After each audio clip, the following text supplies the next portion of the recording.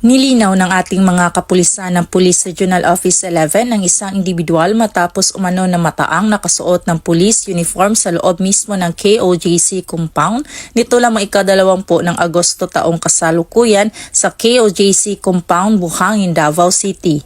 Ayon sa panayam ni Police Major Catherine De La Rey, spokesperson ng PRO 11, nakilala ito bilang si alias Edward na dating miyembro ng Kingdom of Jesus Christ.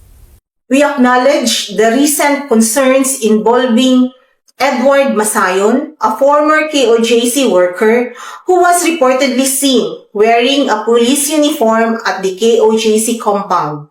We want to address this matter with clarity and assertiveness. The Philippine National Police upholds strict protocols regarding the use of police uniforms. Any unauthorized use of these uniforms is a serious offense and will be rigorously investigated.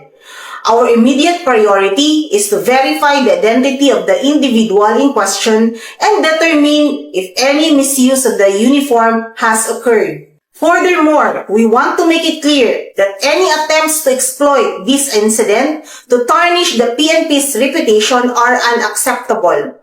Those who seek to damage our image with unfounded claims will face appropriate consequences. We will not tolerate actions intended to undermine the integrity and trust we have built with the public. The PNP remains committed to transparency, accountability, and the highest standards of conduct. We will update the public on the progress of our investigation and continue to demonstrate our dedication to excellence in service. Nagpapaalala ang ating mga kapulisan sa publiko na ang pambansang pulisya ng Pilipinas ay mahigpit na sumusunod sa mga patakaran sa pagsusuot ng uniforme ng PNP. Ang anumang hindi otorisadong paggamit ng mga uniformeng ito ay isang seryosong paglabag at mahigpit na iniimbestigahan. Mula dito sa KOJC compound, Davao City, ako ang inyong